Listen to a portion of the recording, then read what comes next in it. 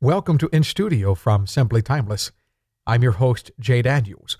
Whatever our talent in this life might be, we each carry a part of our mentors with us. For musicians, it means having that mentor style as a part of our own. In the case of pianist Jeb Patton, he still carries the influences of his own teachers, like Sir Roland Hanna and Jimmy Heath. Later in the interview, Jeb will also share some of his own challenges at developing his jazz piano technique. We begin our conversation with Jeb during his childhood years in Kensington, Maryland, just outside of Washington, D.C. I never dreamed of becoming a musician or professional musician. I did it on the side for many years. My father played like amateur classical music. He was sort of a self-taught classical player, and he was a collector of a lot of people like Joseph Hoffman and Horowitz, and he had a lot of classical piano going in the house. So I was influenced by that. He played a few songs, and so my brother and I wanted to follow him. So, I grew up playing classical music, not that seriously. I mean, I became a little more serious in sixth grade when I switched teachers and I started doing these Maryland. I'm from Maryland, so. From Kensington in Montgomery County. Right, Montgomery County. So I started doing like these things at Peabody, the Maryland Teachers Association, whatever, music teachers. And that was sort of, that got a little more intense, like a lot of local competitions and, so, things involved in that community. And I think that was, it allowed me to go through a lot. I went through a lot of music in middle school and high school. But it's weird. I was never a good reader. I never really learned how to sight read because that's not really what we were doing. We were memorizing pieces and playing them. So playing with a chorus or something, I didn't really have that kind of background. Actually, playing with singers, I had hardly any background in that. So just recently I started really playing with a lot of singers. but it's like another interesting skill set that some people have amazing backgrounds with that. But I was more like playing. I was basically doing it on the side, sort of, doing this classical thing and also messing around. I didn't know about jazz. I didn't have it in my family, really.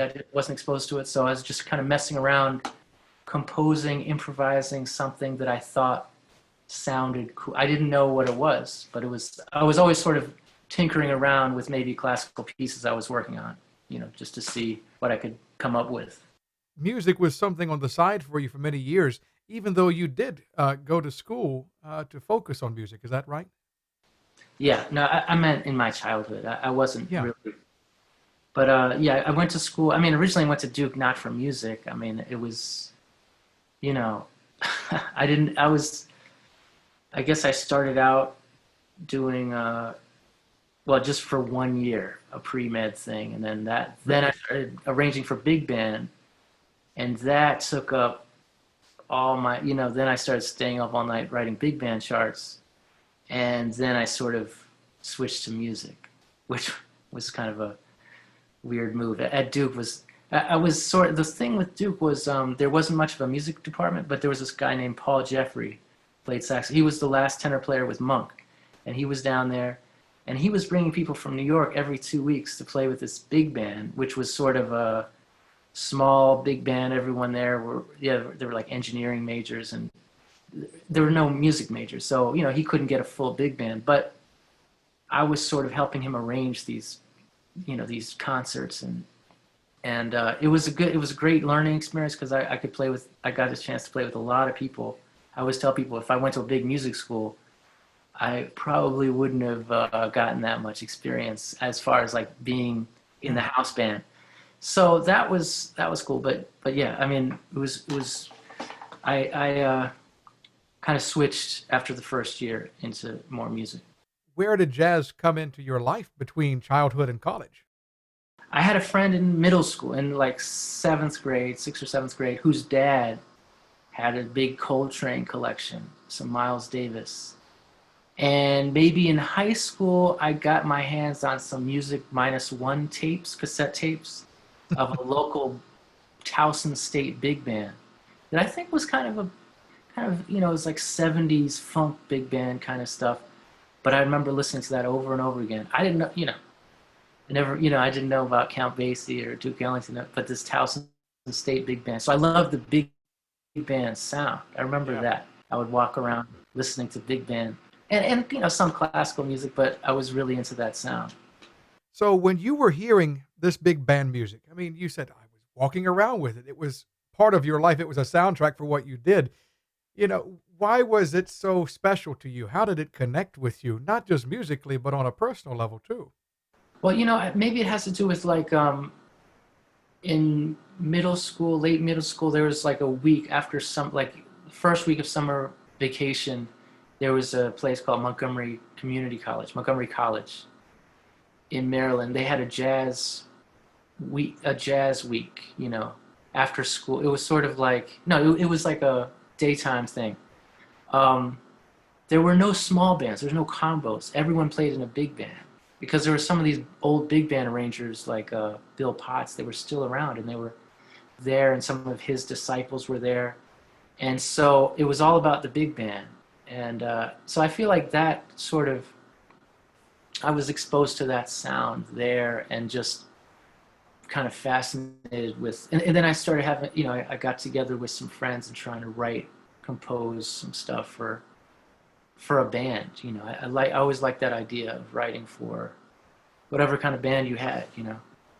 Once you graduated from Duke, the next step of your education led you to New York to study with two very talented jazz musicians. Tell us a little bit about that story.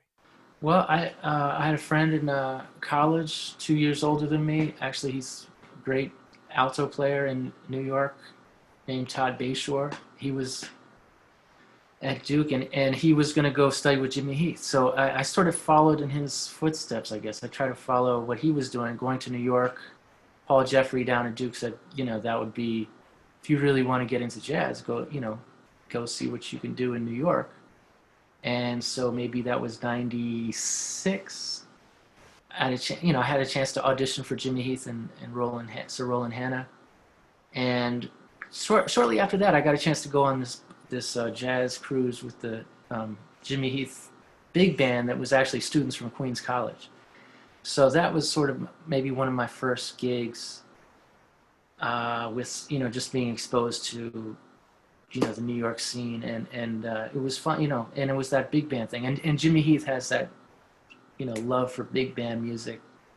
I got a chance to hang out a lot with him.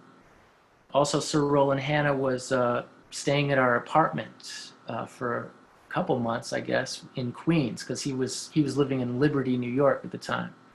So he would stay with us, and he was very, very generous with his time, and he was the one that sort of got me into more earlier styles, Art Tatum, some ragtime. Scott Joplin was one of his first composers. He made all of his students really check out and study a bunch of those rags, and I'd never had that background, so it was interesting, and he helped me sort of rediscover some classical music from my childhood or high school that I sort of stopped a little bit in college because I really was heavy into writing big band and playing, trying to learn how to play jazz. So Sir Roland Hanna was an important person to help me sort of make some connections with some music that I sort of let go of. And then I sort of could maybe put it all together as one thing. And he wasn't so much into categories, and he thought, yeah, you should be able to play a Beethoven sonata or a Duke Ellington piece. And, he would often play Duke Ellington classics and he would make them sound like Chopin preludes. And it would be like, you would think you were listening to, some stuff that you hadn't heard Chopin wrote, but it was actually like a Sentimental Mood or something. And then he'd go into, so he really had this way of breaking down the categories. Would you agree that those early classical influences did help to shape your jazz technique in one way or another? Yeah, definitely. I mean, just musically, beside the technical aspect of it, a lot of people say, well, I'm going to practice this classical piece to gain some more technical proficiency at the piano. I mean, just with form and harmony and voice leading and things like that, you can gain a lot of stuff from classical music. And if you listen to Art Tatum, if you listen to Hank Jones, if you listen to um, well, certainly Scott Joplin and James P. Johnson, there's an interesting uh, closeness between the two uh, genres or whatever. But I mean, they're very different. I mean, there is a stark difference in that when I'm working with a classical piano player that wants to work on jazz, the whole thing with rehearsing every detail in jazz, you're not you. It's not about that. It's about every time you sit down at the piano, it's going to be different, and that's a hard concept for classical players to fully embrace. They want to work out every detail, which makes a lot of sense. And then that kind of brings you back to the big band thing. Those really excellent big bands from the big band era, they were all about this super attention to detail as well. So there is some similarities, some differences, but I do think there's some big connections. I mean, definitely musical, but then again, it doesn't have to be a classical background. People with church backgrounds and gospel backgrounds have incredible, you know, incredible bodies of knowledge to draw from. So I think it's not necessarily a classical thing that makes you a good jazz player, or blues, early R&B.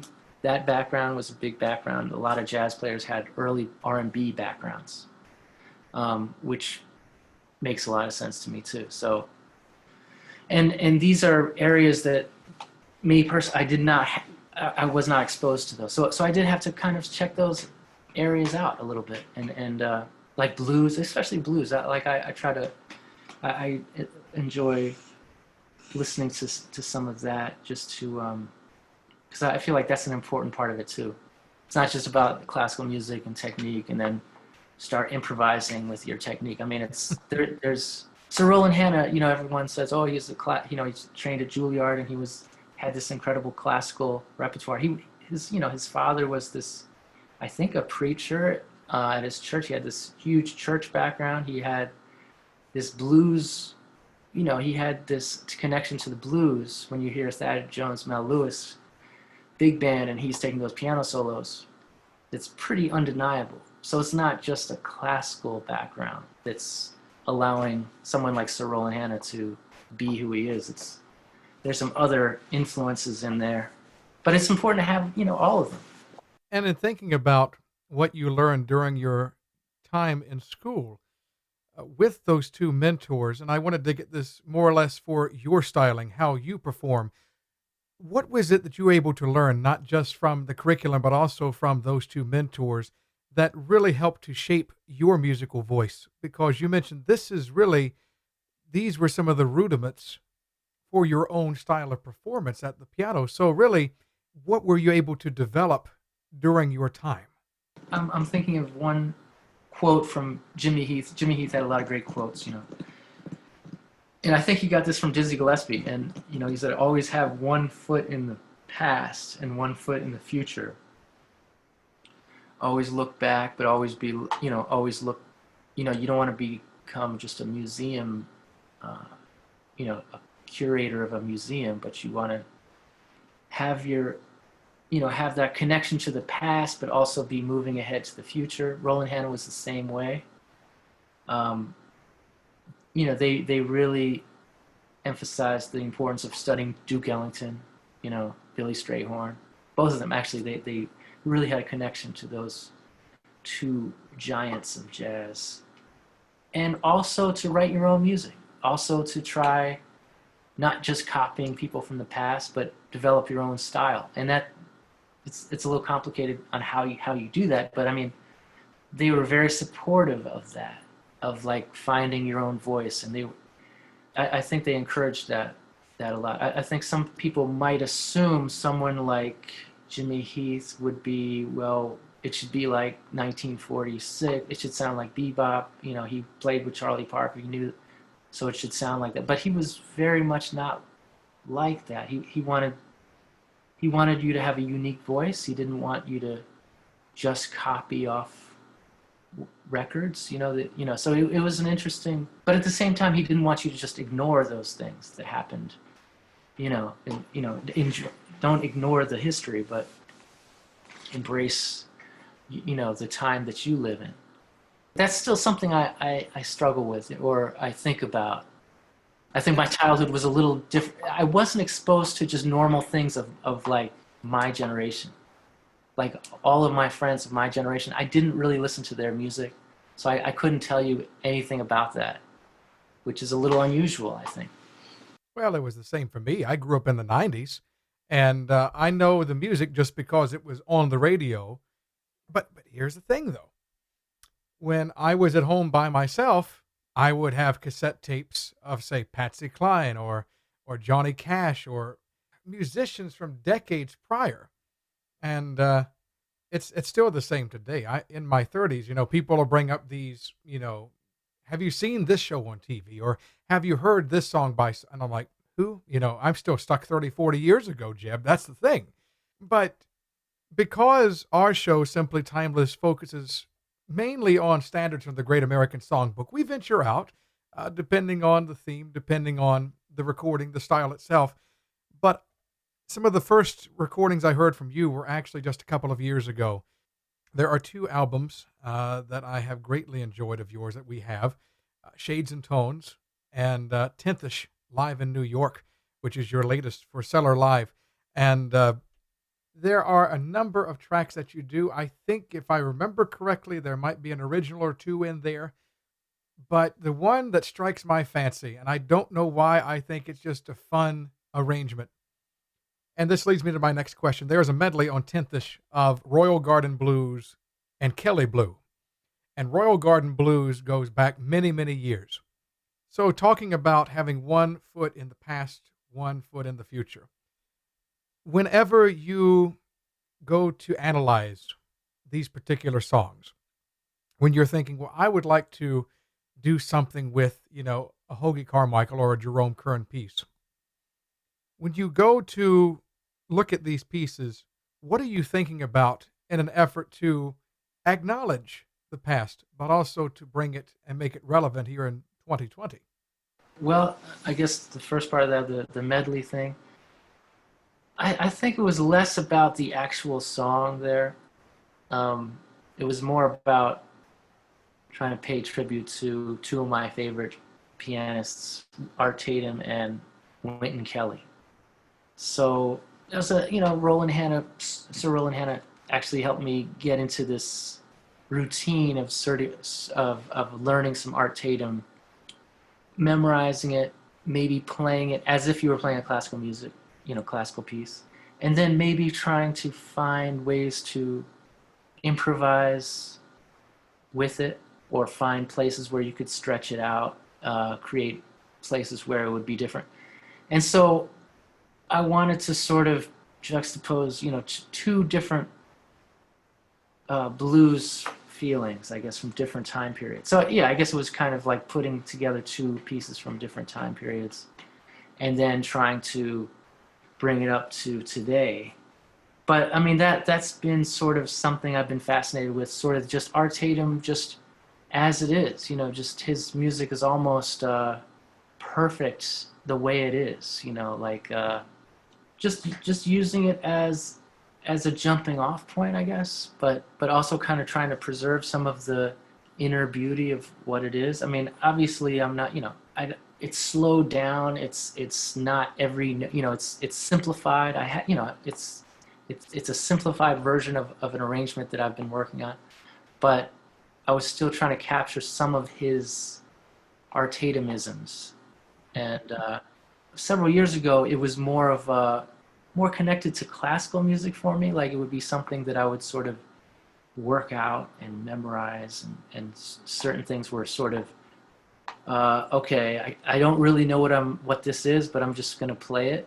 But now I'm sort of understanding a little more of the inner workings of it, where I could maybe open it up and improvise a little bit, not necessarily in the style of Art Tatum, but just opening it up. So I'm interested in that kind of getting into his style as as a texture or a place. Like these are places that you can go to and hang out in this place, but then sort of go to Wynton Kelly's neighborhood a little bit and hang out there, but also but not trying to just impersonate these people, not trying to do that. So with song, like you mentioned Jerome Kern and songwriters, I mean, first of all, I am realizing that the the lyrics are such an integral part of these songs, and I might not know all the lyrics, but maybe you know the correct amount of syllables for something to sound right. And even if you mess with the song, change the notes of the melody, if you keep those syllables right, people that aren't musicians can recognize the song, as opposed to keeping everything that you think as a musician is okay. I'm just playing the song the way it is, but you change a couple syllables, and then all of a sudden it's totally unrecognizable to someone that doesn't know chords and all that other stuff. So that's something that I'm interested in, like studying the songs and getting into the actual melodies more recently. And as far as like how do you make it sound like something from the past, I mean, you can do, on piano you have the luxury of, little stride piano, different styles of stride piano you can try. I like mixing up. I might have a little bit of like Ahmad Jamal style mixed with James P. Johnson style, and then go to Hank Jones. So I don't want to go like locked in. I don't want to be locked into a certain time period. Like I'm just going to be playing pre-1920s piano because I don't really know what I mean. That's not. I mean, I don't think I have enough, vocabulary for that. First of all, but I like the idea of just mixing it up, where you can be free with. You can still make it sound like it's something that's rooted in history because you can borrow things from all sorts of people, from Duke Ellington, from James P. Johnson, from Monk, from Earl Garner. You can do that. You can go to McCoy Tyner, and all these people have their personality, but they also have little fragments of people that they studied. You can find Bud Powell things that McCoy Tyner does, or you can find Wynton Kelly things with what Herbie Hancock does, and you can find Teddy Wilson things that Bud Powell does. So there's all these influences, and it's great. It's great to be able to see everyone's frame of reference or the way people influence other people. So then it becomes more of a shared language, and you don't have to be stuck in one realm or one time period. You can be free to sort of express yourself. Maybe you want to go to a Scott Joplin type sound or something. So I mean, you have to be kind of familiar with that music, and it's a lot of music to get familiar with. But they're only 12 notes, though, at least the Western style. So That's right. You mentioned something else that you have recently began to do more of, and that is accompany vocalist. Transitioning from being a pianist as leader of an ensemble to being one who accompanies a vocalist. I know that can be a daunting task sometimes, having to learn their personalities, their idiosyncrasies. What are some of the things that you've had to challenge yourself with in accompanying vocalist? first of all, well, actually, I mean, I'm married now to a vocalist. God bless you. So that right there is, yeah, I've learned a lot about accompanying vocalists through that experience alone. I didn't spend that much time learning about like intervals and playing things in different keys because I have a perfect pitch sort of on piano, at least, not with other instruments. So Yeah. but what that would do, that would make it very hard for me to see some music and then play it in another key. I would be completely messed. I couldn't do it because the sound, what I was seeing was not matching the sounds. That's exactly right. Yes, I have the same problem.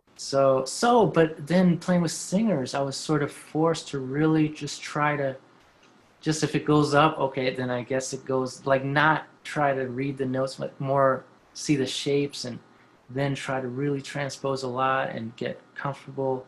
I mean, I'm still struggling with that, but that was one of the things that playing with singers really helped me do, like play in other keys and get me well versed with that. And then the whole thing with the breathing and phrasing and playing rubato, that's still something that's a nice mysterious place that I find myself in. Sometimes I feel real comfortable with that, and then other times I'm completely in the wrong place, wrong time, the wrong, it's all right with me kind of stuff.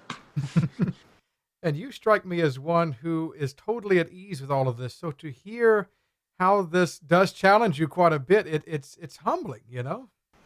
No, no, certain things can be really difficult, but then you can do it again, and it's very easy. And it's just a flip. You just switch the switch, and maybe you can see, oh, that's how it goes, and you don't have to overthink. You don't have to think about it so hard. Yeah. And I've seen people that aren't, great piano players, but they're like, oh, it just goes like this. Like I remember working with Marlene Verplank. She was a great singer and vocalist, and her husband was a great arranger, big band arranger, wrote all these incredible arrangements for her. He wasn't really a piano, he was more of an arranger, piano player, But man, the way he could play rubato verses and stuff, he wasn't playing many notes, but he knew just sort of the rhythm of it and how to do it. And so, I would watch him do it a few times, and yes, it's that give and take. It's the give and take, and I've always liked being an accompanist, I guess. I've always liked playing at least in a quartet where I'm not, being a trio, being the leader, that's not really my favorite thing, although it's a different, I do enjoy that, but I treat it more like we're all equal up there. And we have 3 people, and maybe I'm leading it, but everyone's got an equal say. Yeah. And, but the feel like talking to Peter Bernstein about this. You have to really enjoy the feeling of supporting someone to the point of where that's what you want to do. It's like that's the most fun part of playing music, making someone else sound good, not being the star, or being comfortable being in the background, which is hard for some people. So when you're playing piano and you're in this little space where you have the keys and you're hearing something, maybe try getting out of that space and imagine that your ears are by the drums or the way over across the room, and then you can. So that's why I always don't have any piano in my monitors, hardly at all. So I don't hear myself at all. So I can just focus on something else besides myself, and then I can hear the whole picture a little more clearly than being wrapped up in what I'm doing. And all of these things that you've learned, whether it's from your mentors, whether it's from your own experience, and believe you me, you have toured the world time and time again. You just returned from Paris. You were performing there. But in all of these experiences, you obviously have learned quite a few lessons. And the wonderful thing about it is that you are now sharing these lessons with students who, like yourself a few years ago, are coming up through their own music programs in school. Do you find that process of being able to share that knowledge with them to be personally gratifying or fulfilling?